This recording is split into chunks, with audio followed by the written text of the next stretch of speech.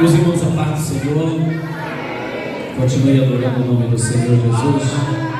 Ele está neste lugar para ser adorado. Aproveitar que os irmãos estão em pé, já sentaram, né? Vamos, irmãos que estão de pé, vamos ler logo a Bíblia, irmão. Tá bom? Abra sua Bíblia no livro de Atos dos Apóstolos, capítulo de número 13. Atos dos Apóstolos, capítulo 13, vou ler os versículos iniciais, que são os versículos 1, 2 e 3. Quando os irmãos encontrarem, digam glória a Deus. Atos dos Apóstolos, capítulo 13, versículo 1, diz assim: na igreja que estava em Antioquia, havia alguns profetas e doutores, a saber, Barnabé e Simeão chamado Níger, e Lúcio Cirineu, Manaé, que fora criado com Herodes o tetrarca, e Saulo, e servindo eles ao Senhor e jejuando, disse o Espírito Santo: apartai-me a Barnabé e a Saulo para a obra que os tenho chamado. Então, jejuando e orando e pondo sobre eles as mãos, os despediram. Amém? Podeis assentar. Muito obrigado.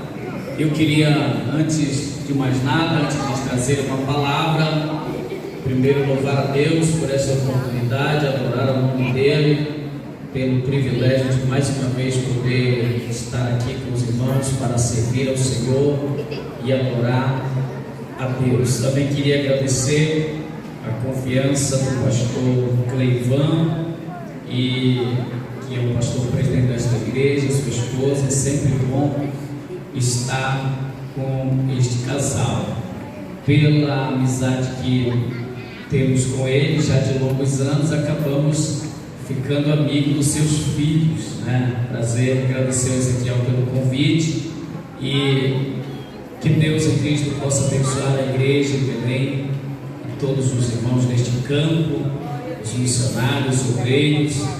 Deus abençoe. Prazer em ver o Naldo, né? Todos os irmãos já teve conosco ali outro dia em Paquetá. E eu queria trazer uma palavra, irmão. Eu até digo sempre que meu espírito missionário, e até como pastor de igreja, eu reconheço que o culto de domingo é um culto evangelístico, onde a gente prega uma palavra evangelística. Eu vi aqui a apresentação de vários amigos, e eu queria parabenizar vocês por estarem aqui na casa do Senhor.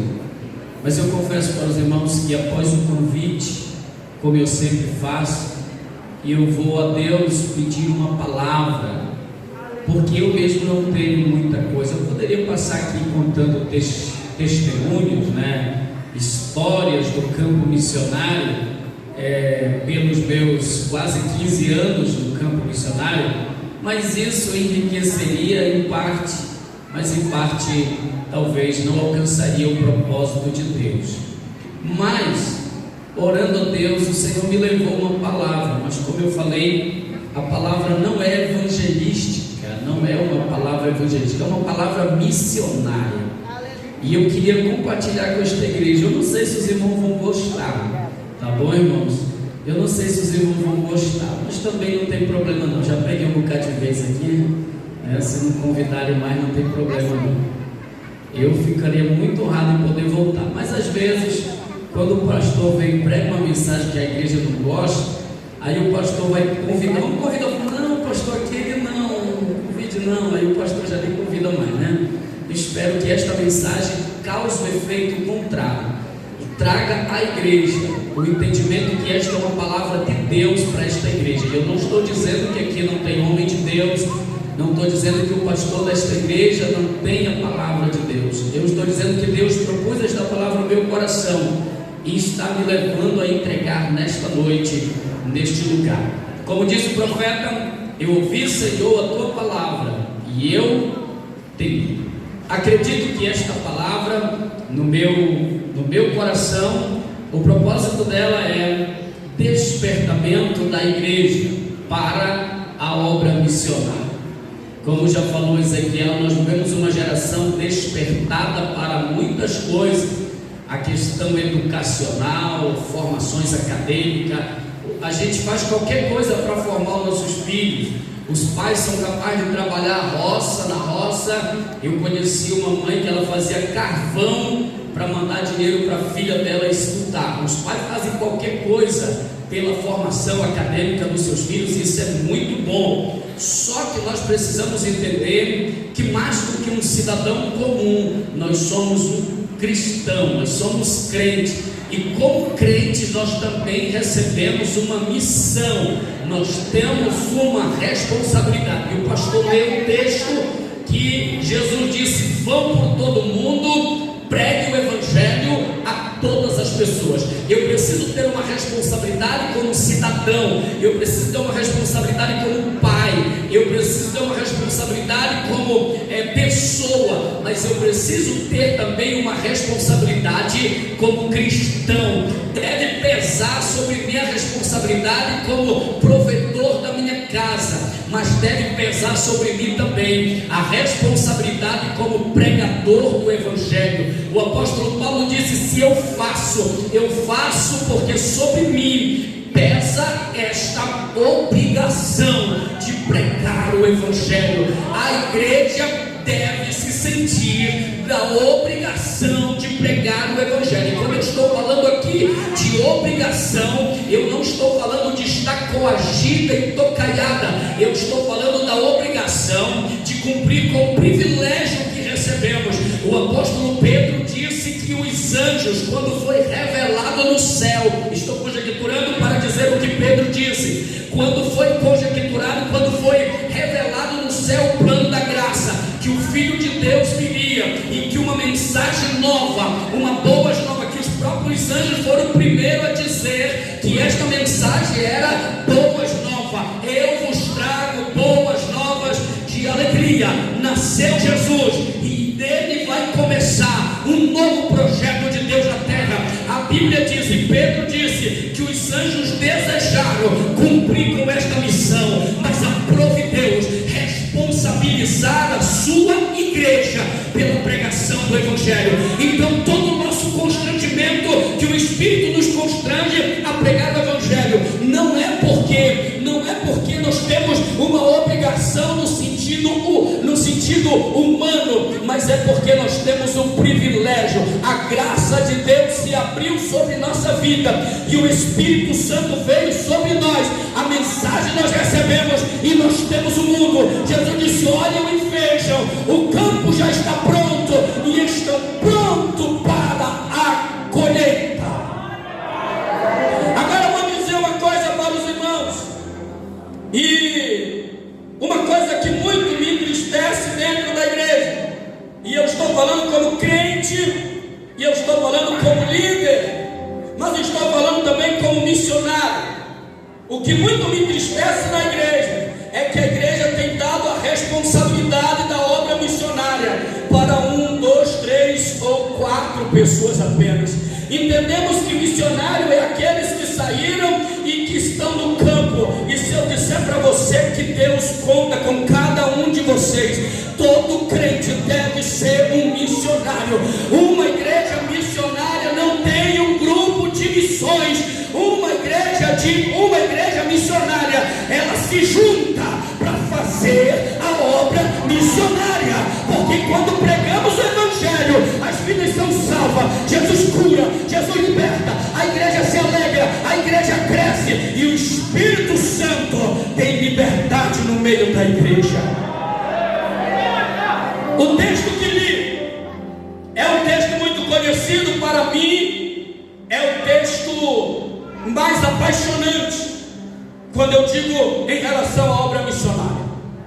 Quando nós lemos o texto de Atos 13, é o Espírito Santo separando 2 homens para um trabalho específico, para expandir a obra fora dos territórios, para ir além das comunidades judaicas, para ir entre os gentios e pregarem a palavra. ação direta na escolha desses dois homens, que é Barnabé e Saulo. Barnabé e Saulo. Nós somos muito tendentes a ler Atos dos Apóstolos, a ler as cartas e ficar como que Paulo foi o primeiro missionário. E eu diria para os irmãos que o primeiro missionário da igreja de Antioquia enviado é Barnabé. É Barnabé. Por quê? Nós vamos entender na mensagem. Mas eu gostaria de compartilhar esta palavra subordinada a um tema. Procura-se um missionário a quem Deus possa usar. Procura-se um missionário. Mas por que isso, pastor? Eu devo concordar com a palavra que o Ezequiel falou. Nós estamos despertados para muita coisa, mas quando a gente fala de fazer a obra missionária, aí o negócio diminui para poucas pessoas. Mas eu ainda vou dizer nessa noite, e eu creio na palavra que estou pregando, nosso coração vai sair daqui desejoso em ser missionário. Louvado seja o nome do Senhor. Talvez você não vá romper com as barreiras do seu bairro, talvez você não vá romper com as barreiras da sua cidade, talvez você não vá romper com as barreiras do seu estado ou da sua nação, mas aonde você estiver, aonde você colocar os seus pés, o Espírito Santo vai te usar como missionário. Pode ser na tua escola, pode ser no teu trabalho, pode ser na repartição pública, pode ser na tua comunidade, pode ser no bairro, na rua em que você mora, mas o Espírito Santo de Deus te comissiona nesta noite. Ainda há lugar para missionários dentro da obra de Deus. Louvado seja o nome dele. Agora entenda comigo, por causa deste, porque este tempo, vou tirar esse negócio aqui, irmão. Por quê? Por que procuras? Porque quando se tem necessidade de algo, a gente coloca uma placa, uma empresa, quando ela está precisando de um funcionário, ela abre um chamado, coloca em algum lugar, temos vagas. Temos vaga para isso, para administrador, temos vaga para serviços gerais. Uma repartição pública, quando se necessita, ou se abre um concurso, ou se faz um processo seletivo e vai em busca daquele profissional, daquela pessoa, para se executar aquele trabalho. E toda vez que houver necessidade de uma mão de obra, vai se abrir um chamado e vai se convocar alguém para se habilitar. Você vai concordar comigo que se abrir um concurso, eu não sei se Belém do Piauí teve concurso esse dia, mas quando se abre um concurso, se coloca uma vaga de professor, vem gente até do Pernambuco, vem gente de Teresina, vem de todo lugar querendo essa vaga. Não sei se por aqui acontece, mas eu conheci uma cidade que tinha uma vaga para professor a nível de ensino fundamental e veio ônibus cheio de gente de Teresina para fazer esse concurso. Foram para mais de 250 inscrições para concorrer uma única vaga. Oxalá se o pastor Cleiton colocasse uma placa, precisa-se de missionário, e um dia ele abrisse a igreja e tivesse uma fila de gente aqui. Eu quero essa vaga, pastor, essa vaga é minha, não pelo salário, não pelo dinheiro, mas pelo privilégio de poder anunciar o Evangelho de Jesus Cristo. Não vamos falar de missões se não falarmos de contribuição. Já dizia o certo pensador: missões se faz com os pés dos que vão, com os joelhos dos que oram e com as mãos dos que contribuem. Você poderá até mesmo não ser um dirigente de congregação, não assumir um campo missionário, mas você pode ir ao campo missionário fazendo a sua oferta. E esta é a primeira qualidade de Barnabé. Ele aparece no meio da igreja sendo um contribuinte. Eu não sei, mas eu quero que você entenda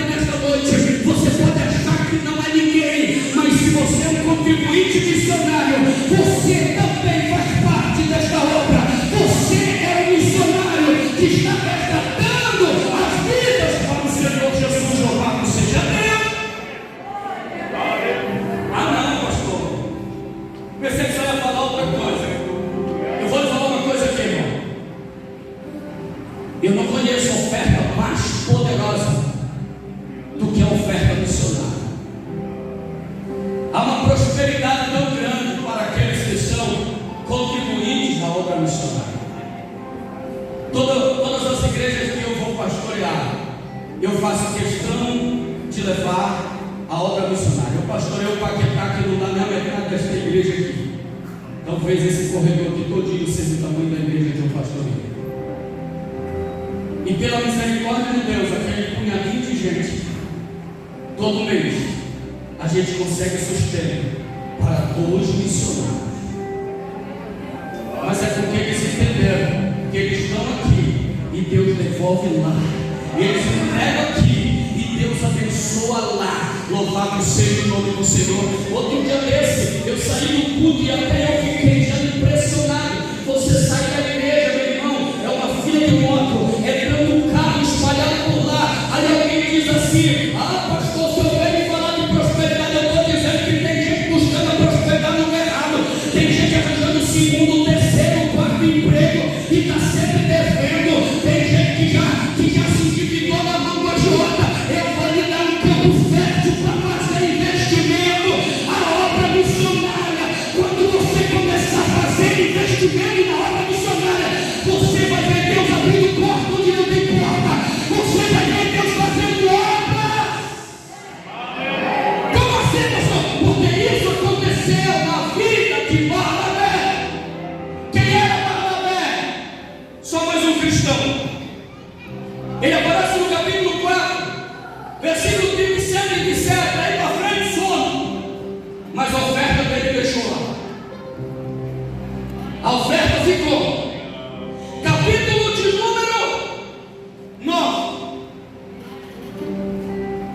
A Bíblia diz que houve toda a conversão de Saulo.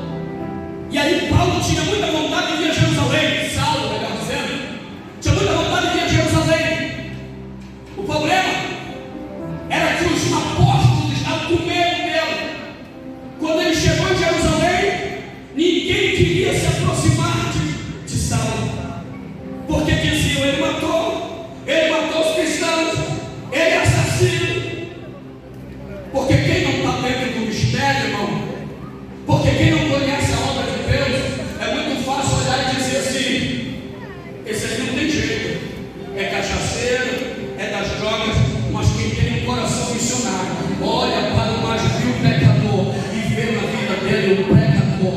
Eu conheci a história de uma senhora que o marido dela era caindo bêbado, e toda vez que ela apresentava gente para ele, ela dizia: é o futuro presbítero da igreja, é o futuro obreiro da casa. Porque você talvez não queira entender, mas tudo tem um trabalhar de Deus.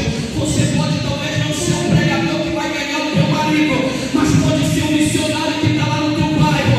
Uma hora o teu marido vai ouvir, uma hora o teu filho vai ouvir. E aí você pensa que, mas por estar na cadeia, por estar dentro do projeto de Deus, você também faz parte da salvação do teu filho e do teu marido. Louvado seja Deus. A Bíblia diz que ninguém queria sair com Saulo.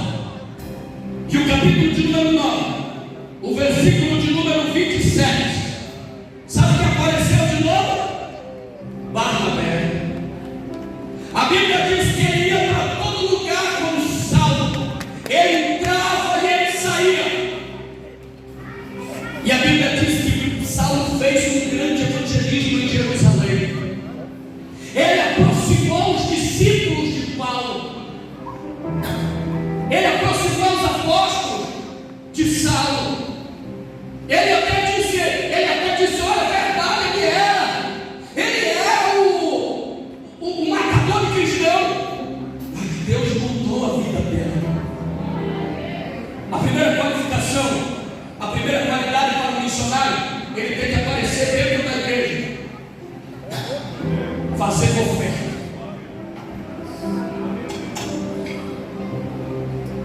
E por que eu vou falar isso? Porque para você colher, você tem que ter plantado, sim ou não? É triste, irmão, mas eu vou falar uma história aqui. Eu encontrei uma vez um pastor Clevan. Ele disse: rapaz, tu não conhece um missionário? Rapaz, eu conheço um cara. Aí ele disse assim: rapaz, eu estou precisando de um missionário aqui na minha igreja. Eu tenho dinheiro, mas eu não tenho missionário. Faz um tempo atrás.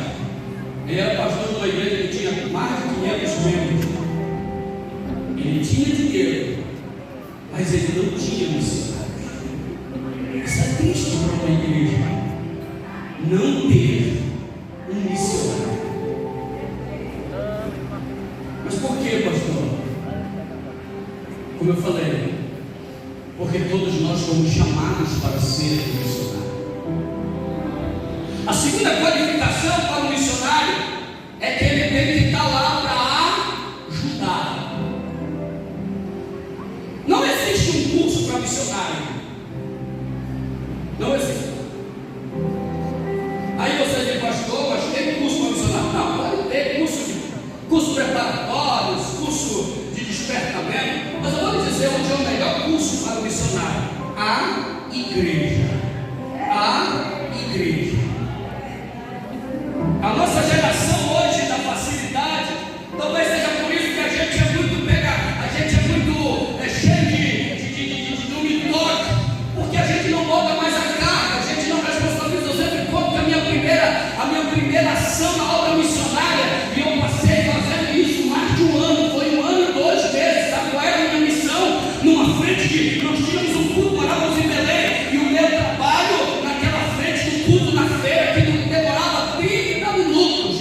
Nós tínhamos 30 minutos de culto. O meu primeiro trabalho era de manhã, ir no templo, pegar uma caixa amplificada, botar o microfone num carrinho de mão, que naquela época nem bicicleta a gente tinha dinheiro para comprar. Imagina a moto. Aí eu pegava a caixa de som, botava no carro o microfone e levava um púlpito, e nós íamos para a feira do Panorama 21. E quando chegava lá, eu botava a caixa e botava no pé. Aí o irmão chegava, eles dirigiam, e eu tinha que montar a caixa, botar no carro, meter na carrinho de mão, empurrar, e 7 horas eu estava na igreja. Eu assistia a escola dominical, e quando dava 10h30 a escola terminava, a gente ia para o ensaio dos jovens, a gente ensaiava. Quando era 2, 3 horas da tarde, nós voltava, porque tinha evangelismo. 6 horas da tarde tinha curso de treinamento, 7 horas da noite tinha culto.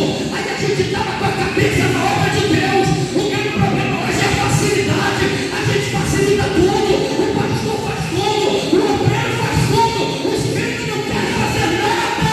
Aí eu vou dizer para os irmãos: é gente que não sabe, não tem nenhum prazer em fazer a obra de Deus. E eu espero que aqui também do Piauí não seja assim. Mas eu te trago nessa noite um recado de Deus. Ele está procurando Barnabé que esteja disposto a ficar no lado do sonho. É para enfrentar perigo, a gente enfrenta. É para passar dificuldade, a gente passa. Mas não vale dor se tu não ajudou. Mas olha aqui, hoje está diferente. A gente, com todo respeito aos missionários que estão aqui, eu não sei se eles são de fora, mas eu vou falar uma verdade. A gente tem que importar gente de outro lugar para botar a obra missionária na nossa cidade. Não, vou falar de novo. A gente importa gente de longe, porque dentro da nossa cidade a gente tem obreiro que é presbítero. A gente me respeita porque eu sou presbítero.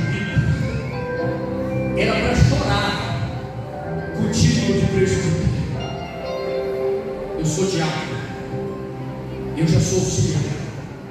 Não, meu próximo passo agora é ser pastor.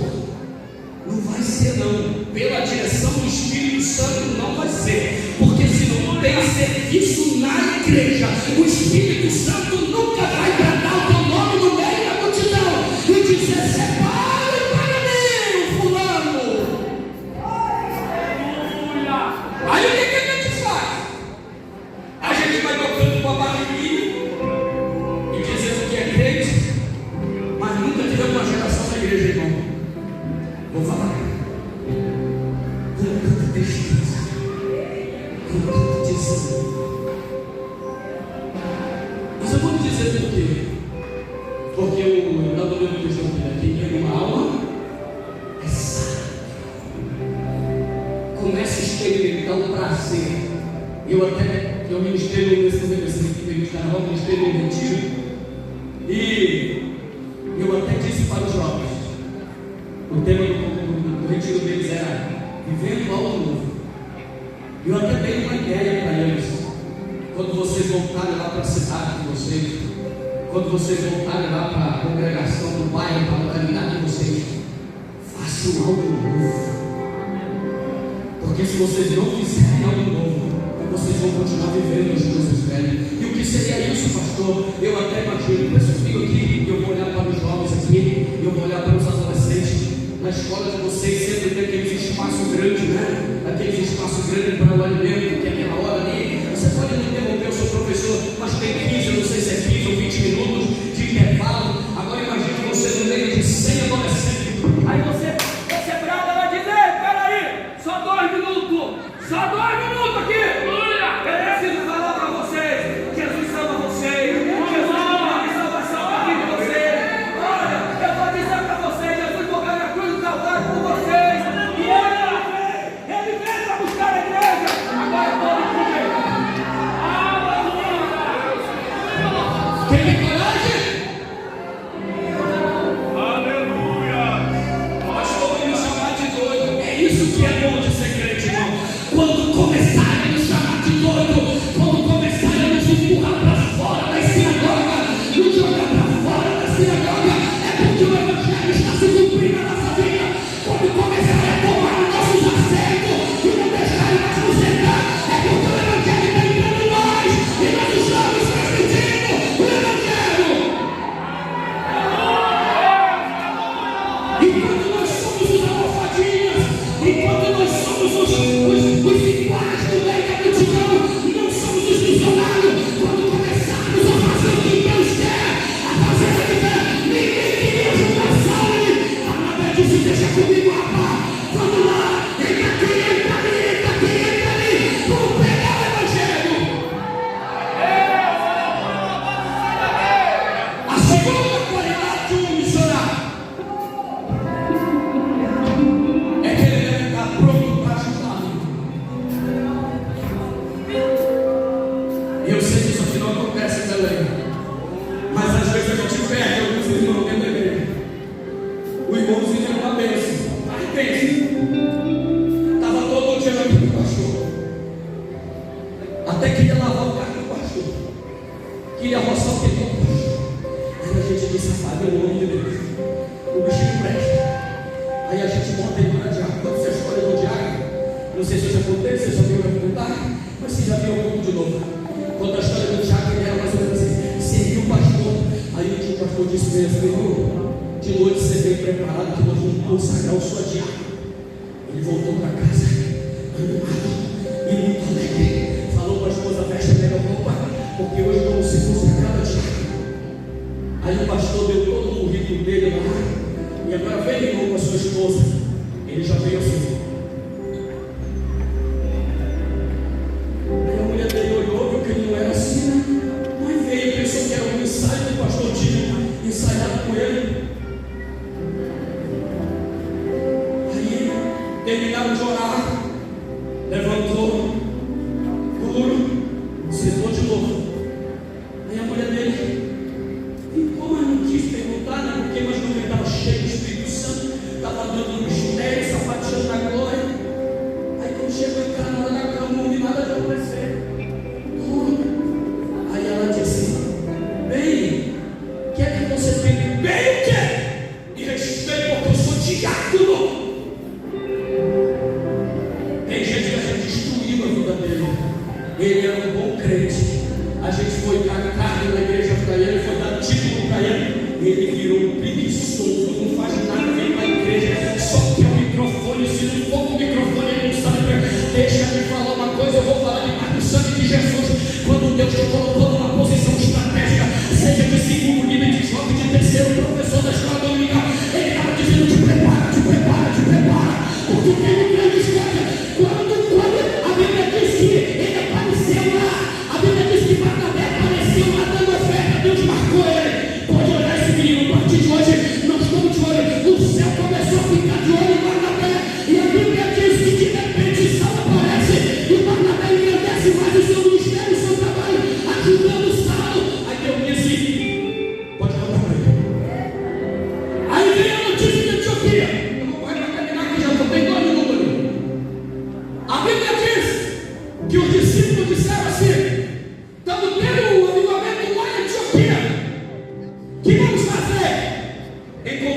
gente decidiu, vamos mandar um homem de Deus para lá, para acertar aquele povo lá, para ajudar ele. Olharam para cá, olharam para ali. Eu imagino que alguém disse para Pedro: você quer o pastor da igreja lá? Aí o jovem Barnabé. Quem é esse Barnabé? Cara, é bom, ofertante. Você lembra que foi ele que trouxe Saulo para nos ajudar? Chamaram Barnabé e disseram: fala-te. Não, você não entendeu. Fala agora. Tem gente da igreja brigando por causa de carne, que não tem aqui, não tem com certeza, em nome de Jesus. Tem gente brigando na igreja por causa de carne, mas também tem os dentro da igreja fugindo das responsabilidades. Eu já até contei uma história de minha irmã, que eu dirigi uma congregação. Aí quando chega final de ano, assim, né, de setembro, a gente começa a tentar pensar o que vai fazer. Essa não tinha talento, né? Abençoado. Eu cheguei para ela e eu disse: mano, estou pensando no seu nome para fazer tal coisa. Vamos orar. Vamos orar. Aí, setembro, outubro, eu vou procurar novo. Irmã, vamos orar. Vamos orar. Tá bom, irmão? Chegou novembro, já ia passar a escala de quem ia trabalhar o ano 2011. Aí, irmão, vamos orar. Chegou no culto da Assembleia Geral, passei a lista, todo mundo, todo mundo disse: pastor, o senhor não me chamou para todo mundo, eu chamei, mas a senhora não parou de orar. A senhora continue orando, irmão, ora a Deus, vai ter misericórdia, senhora. Olha, irmão, deixa eu falar uma coisa. Quando o seu líder abrir a boca e dizer: você é o líder de jovem, ele já ouviu o Espírito Santo dizer: ele é o líder de jovem. E se você aceitar o desafio de ser líder de jovem, Deus vai prosperar a tua vida.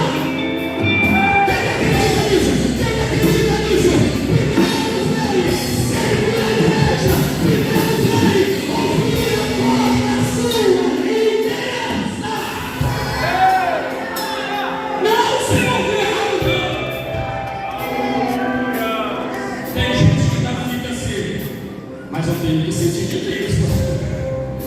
Tem gente que vai dizer: pastor, se eu sentir, porque pra gente, acho que sentir de Deus, irmão, é sentir arrepio, né? Eu conheci uma pessoa que era meio menino, e toda vez que ele sentia Deus, ele fazia: meu Deus, que Deus doido é esse? Pelo amor de Deus. Deus não vai te dar uma centelha, Ele já te deu o Espírito Santo. Deus não vai te dar um choque elétrico, Ele já te deu a palavra. Você já está habilitado, você está na casa, você está livre, você foi cheio, e Deus está contando com você, meu cheio. Eu tenho que conquistar essa cidade, eu tenho que conquistar essa localidade aqui. Eu estou contando com você. Aí vem pastor Pedro dizendo para Barnabé: você está sendo enviado para Antioquia. Disse: é para cá, é agora. Leia o texto que eu estou lendo, vocês não vão imaginar. A Bíblia diz que ele viajou para Antioquia. Aí, irmão, quando ele chegou lá, o fogo estava descendo, a glória era batismo, era gente. Aí ele disse: não vou dar cabo sozinho não. Sozinho eu estou não. Preciso de ajudante. A Bíblia diz que ele viajou para Tarso. Foi buscar quem? Saulo. Eu imagino ele chegando lá em Tarso dizendo assim: agora eu estou precisando da tua ajuda. Você lembra daquele dia que eu deixei de morrer na dia do fazendo? Porque na obra de Deus é assim. Eu ajudo você. Você sabe por que eu estou aqui? Alguém pode imaginar que eu estou aqui por causa de status. Alguém pode imaginar que eu estou aqui por causa de cachê. Deus que me livre de todas essas coisas. Eu quero passar longe disso. Eu nem redes sociais tenho. Eu nem costumo ter. Eu nem boto cartaz dizendo que eu tenho agenda. Eu estou dizendo para você que eu estou aqui porque o Espírito Santo disse: pede ajuda para ele lá. Aí o Espírito Santo disse: vai ajudar ele lá. A obra missionária se faz de ajuda. A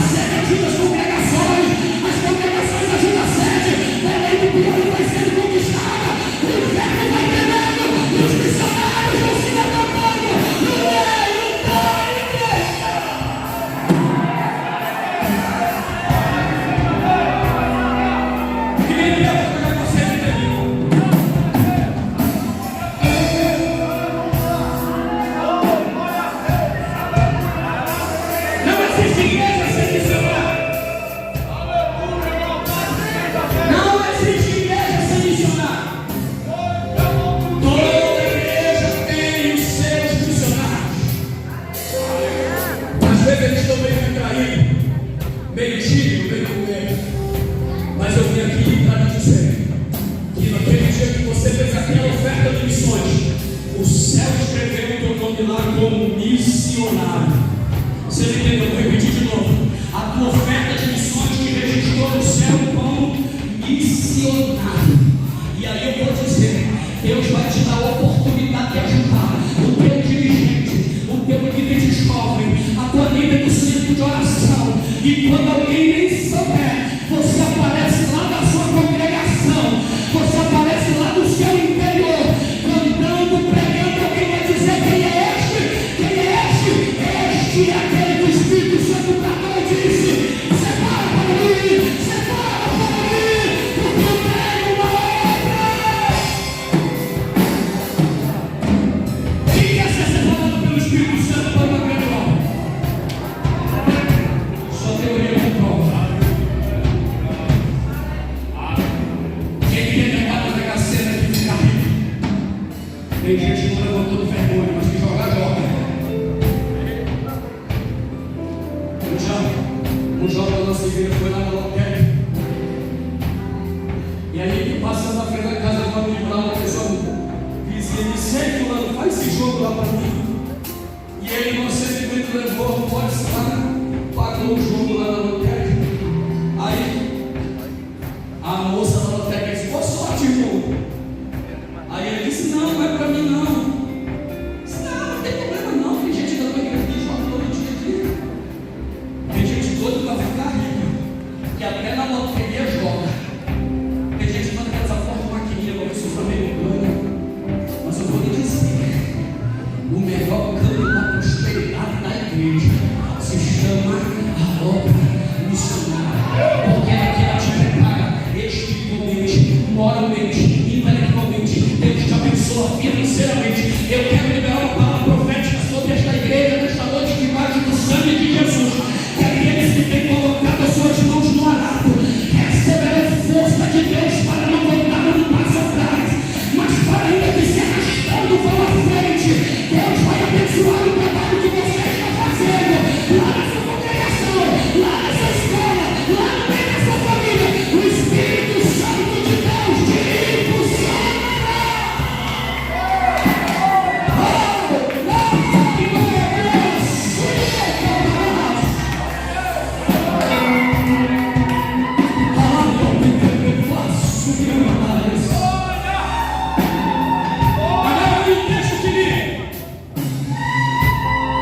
O Espírito Santo falou. Só peço para você que ouça isso aqui um instantinho. Não espere chamado do Espírito Santo se antes você não ouve o chamado da igreja. Não, você não entendeu errado. Vou tentar desenhar para você. Não espere chamado do céu se você não pode servir na terra. Você sabe por que o nome de Barnabé encabeça a lista? Havia em Antioquia mestres e doutores. A saber, quem? Barnabé. Separem para mim Barnabé. Mas por que, pastor? Porque ele tinha serviço prestado na igreja. Só se você acredita nisso. Olha para o seu irmão e diz assim: se tu começar a me ver ficar preguiçoso, se tu começar a me ver preguiçar por aqui